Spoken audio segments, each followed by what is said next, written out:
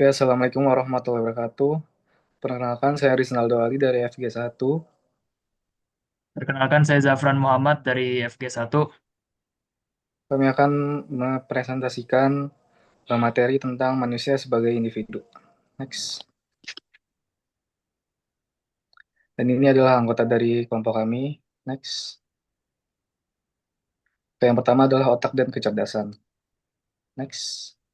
Nah, otak memiliki tiga komponen evolusi utama, yaitu R kompleks, limbic system, dan neocortex. Nah, ketiga bagian itu memiliki fungsi masing-masing, namun tetap bekerja sama dalam menentukan perilaku manusia.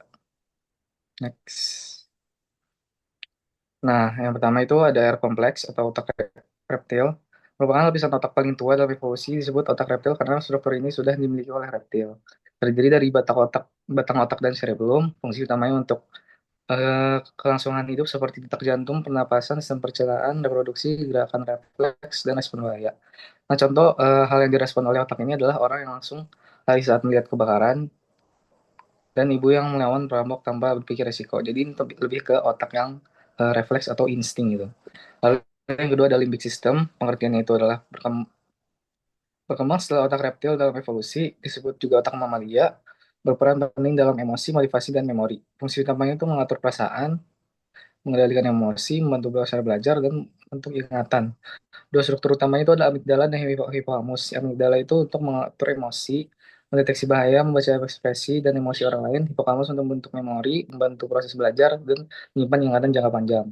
Lalu tiga ada neokortex atau otak berpikir. Pengertiannya itu lapisan otak paling baru dalam evolusi, mengelilingi sistem limbik, hanya dimiliki oleh mamalia. Fungsi utamanya itu berpikir logis, analisis bahasa, perencanaan, penalaran, pengambilan keputusan, kreativitas kompleks. Contohnya hal yang direspon oleh otak inilah manusia dapat berpikir bagaimana apa yang dan lainnya. Lanjut, next. Nah, untuk karakteristik belahan otak secara singkat, sebenarnya otak kiri itu lebih ke hal yang mengelola logika dan analisis. Jadi lebih ke kemampuan kognitif dari seseorang, seperti berpikir sistematis, fokus pada detail, memperhatikan angka, data, dan kata kecil, kemampuan bahasa, analitis dalam memecahkan masalah, mengutamakan fakta dan data, menghitung soal matematika, dan lain-lain. Otak kanan ini lebih ke arah berpikir kreatif dalam seni, seperti dalam seni. Itu dan juga mengolah imajinasi, kuat dalam visual dan gambar, melihat gambaran besar, menilai ekspresi dan emosi, dan lainnya. Nah, next. Lalu kerjasama tiga serangkai otak menurut McLean. eh, Tiga bagian otak ini bekerja seperti tiga komputer biologis yang saling terhubung. Cara kerja otak reptil itu untuk menjalankan fungsi otomatis tubuh, sistem limbik untuk mengatur emosi, neokortex menganalisis dan berpikir rasional. Jadi peran sistem limbik bertindak sebagai penghubung. Dia menentukan apakah otak reptil yang bereaksi atau neokortex yang berpikir. Jika emosi tidak terkendali, amigdala menganggap situasi berbahaya, neokortex tidak bekerja optimal, reaksi menjadi refleks dan impulsif. Jika lagi tenang, sistem limbik stabil, neokortex dapat bekerja, individu mampu berpikir rasional. Nah, ini ada cara menenangkan emosi agar neokortex aktif. Tarik nafas dalam, minum air, berpikir sebelum bereaksi, melatih berpikir kritis. Oke, next. Nah, lalu ada jenis-jenis kecerdasan. Kecerdasan bukan kemampuan manusia untuk belajar, berpikir, memecahkan masalah, dan beradaptasi dengan lingkungan. Nah, jenis-jenis dari kecerdasan itu adalah ada IQ, EQ, dan SQ. Lanjut. Nah, yang pertama adalah IQ, kecerdasan intelektual. IQ ini untuk eh, berkaitan dengan proses kognitif, berpikir logis, memahami konsep, menganalisis masalah, dan belajar dari pengalaman. Ada tiga macam inteligensinya, yaitu adalah analitis, praktis, kreatif. Lanjut, kecerdasan emosional atau bisa disebut EQ, kemampuan untuk memahami, mengelola, dan mengekspresikan emosi secara tepat. Terus EQ ini memiliki 5 domain. Yang pertama memahami emosi diri, mengendalikan emosi, memotivasi diri, memahami emosi orang lain, dan keterampilan sosial. Next.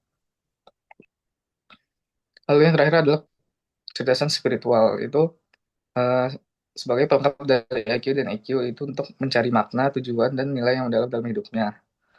Menurut Zohar dan Marshall, SQ adalah kecerdasan tinggi yang melengkapi IQ dan EQ. Pelengkap. Nah, Kecerdasan spiritual membuat manusia mampu melakukan transendensi yang tidak bisa dijawab hanya dengan kecerdasan kognitif maupun emosional. Next. Oke, selanjutnya akan saya lanjutkan materi tentang manusia sebagai individu di tipologi kepribadian. Nah, jadi di tipologi kepribadian manusia itu ada konsep dasar MBTI. Asal-usul MBTI adalah dikembangkan oleh Catherine Briggs dan Isabella Myers-Briggs berdasarkan teori tipe psikologi Carl Jung.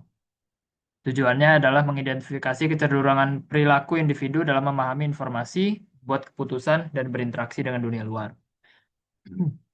Sifat dimensinya, itu MBTI menggunakan 4 dimensi yang bersifat kontinum. Artinya seseorang tidak murni berada di satu kutub, melainkan memiliki kecenderungan relatif pada skala tersebut. Nah, dimensi pertama itu adalah extraversion versus introversion. Membahas cara individu berinteraksi dan dari mana mereka mendapatkan energi. Yang pertama itu extravert. Dia mendapat energi dari dunia luar dan interaksi sosial. Cenderung senang bekerja kelompok, banyak bicara dan bertindak sebelum berpikir. Lalu lawannya adalah introvert. Dia mendapat energi dari waktu sendirian dan ketenangan. Cenderung lebih pribadi, lebih banyak mendengarkan dan berpikir mendalam sebelum bertindak. Lalu dimensi kedua itu adalah sensing versus intuition. Dimensi ini membahas jenis informasi yang lebih mudah ditangkap oleh seseorang. Eh, yang pertama ada sensing. Itu dia fokus pada fakta yang nyata, detail dan data yang ditangkap panca indera. Lalu lawannya itu adalah intuition. Dia fokus pada makna di balik fakta, pola, kemungkinan masa depan, dan gambaran besar. Lalu dimensi yang ketiga itu adalah thinking versus feeling. Dia membahas dasar pertimbangan dalam pengambilan keputusan. Pertama thinking itu dia menggunakan logika, analisis objektif, dan kebenaran standar dalam memutuskan sesuatu. Lalu lawannya adalah feeling. Dia menggunakan nilai-nilai pribadi, harmoni hubungan, dan dampak keputusan terhadap orang lain. Lalu dimensi yang terakhir adalah judging versus perceiving. Membahas bagaimana seseorang mengatur hidup dan menghadapi dunia luar. Judging itu menyukai struktur, jadwal yang jelas, keteraturan, dan penyelesaian tugas tepat waktu. Perceiving, dia lebih menyukai fleksibilitas, spontanitas, dan membiarkan pilihan tetap terbuka. Lalu manfaat memahami tipologi kepribadian itu adalah pertama memahami diri sendiri, kedua memahami orang lain, ketiga bisa bersinergi kelompok. Dalam materi ini menekankan bahwa mengetahui tipe kepribadian bukanlah untuk memberi label permanen, melainkan alat untuk belajar memanfaatkan kesamaan dan menghargai keunikan demi mencapai keharmonisan dalam masyarakat. Lalu yang selanjutnya adalah ada tipologi temperamen. Nah, tipologi temperamen itu adalah pola perilaku yang mencerminkan kecenderungan alami individu dan memengaruhi cara seseorang berpikir, bertindak, serta merespon dunia. Temperamen sifatnya bawaan, bukan sesuatu yang dipelajari sehingga perilaku konsisten dapat terlihat sejak usia muda. Dalam model MBTI terdapat 16 tipe kepribadian hasil kombinasi 4 dimensi yang telah dibahas tadi. Nah, 4 temperamen utama itu adalah Guardians, Artisans, Idealis, dan Rationals. Temperamen pertama adalah Guardian, pembimbing tradisionalis. Tipe ini realistis, tegas, dan berpegang pada fakta, pengalaman, serta informasi yang diperoleh dari panca indera. Motivasi dan gaya kerja mereka adalah menghargai hukum, sopan santun, stabilitas, dan tanggung jawab, lalu lebih nyaman bekerja dalam lingkungan yang terstruktur dengan aturan dan ekspektasi yang jelas. Kekuatan mereka atau kelebihan mereka itu adalah praktis, terorganisasi, teliti, sistematis, disiplin, dapat dipercaya, serta mampu menjalankan aturan dan mencapai tujuan organisasi secara efisien. Kelemahan mereka itu adalah kurang tertarik pada teori atau hal abstrak, cenderung melihat sesuatu secara hitam putih, sulit menghadapi perubahan, dan kadang kurang fleksibel atau kurang imajinatif. Tokoh-tokoh yang mempunyai temperamen pembimbing tradisionalis itu salah satunya adalah Mar'i Muhammad dan lalu ada juga Ciputra. Lalu temperamen kedua itu adalah artis atau experiencers. Ciri-ciri mereka itu adalah spontan dan responsif terhadap situasi saat ini. Fleksibel dan mudah beradaptasi, menyukai kebebasan dan pengalaman langsung, dan lebih suka tindakan nyata daripada teori. Motivasi dan gaya kerja mereka itu adalah ingin merasakan pengalaman secara langsung dan termotivasi oleh situasi yang dinamis. Kekuatan mereka atau kelebihannya itu adalah cepat melihat peluang dan masalah praktis, fleksibel serta mampu berimprovisasi, berani mengambil resiko dan pengamat perilaku manusia yang baik. Kelemahan mereka itu adalah kadang bertindak tanpa berpikir panjang, kurang menyukai teori atau konsep abstrak, sulit mengikuti aturan yang terlalu kaku, dan cenderung impulsif dan kurang konsisten. Tokoh-tokoh yang mempunyai temperamen artis itu ada Ernest Hemingway dan Barbra Streisand. Lalu lanjut, temperamen yang ketiga itu adalah idealis. Ciri-ciri idealis adalah individu yang tertarik pada makna, hubungan, dan kemungkinan dalam kehidupan. Mereka membuat keputusan berdasarkan nilai pribadi dan perasaan, serta memiliki empati tinggi terhadap orang lain. Tipe ini juga menghargai kejujuran, integritas, dan sering memiliki pandangan yang filosofis atau spiritual. Motivasi mereka itu adalah membantu orang lain berkembang dan mencapai potensi terbaiknya. Kemampuan komunikasi dan empati membuat mereka mampu memotivasi serta mendorong perubahan positif. Kekuatan idealis terletak pada kemampuannya memotivasi orang lain, menyelesaikan konflik, dan membangun kerja tim yang efektif. Mereka juga kreatif dalam menemukan solusi masalah serta memiliki kemampuan komunikasi yang baik. Kelemahan mereka diantaranya adalah cenderung terlalu mengandalkan perasaan dalam mengambil keputusan dan mudah terbebani oleh masalah orang lain. Mereka juga kadang terlalu idealis sehingga terlihat kurang praktis. Selain itu, mereka bisa kesulitan mengkritik orang lain dan terkadang mengorbankan pendapatnya demi menjaga keharmonisan hubungan. Tokoh-tokoh yang mempunyai temperamen idealis itu diantaranya ada Mahatma Gandhi, lalu ada Princess Diana. Lalu temperamen yang terakhir itu adalah rasional. Ciri-ciri rasional itu adalah individu yang berpikir logis, analitis, dan intelektual.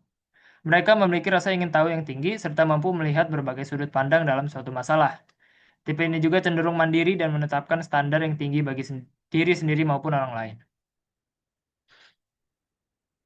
Eh, Kekuatan dari temperamen rasional itu adalah pertama praktis, terorganisasi, teliti, sistematis, disiplin, dan dapat dipercaya, serta mampu menjalankan aturan dan mencapai tujuan organisasi secara efisien.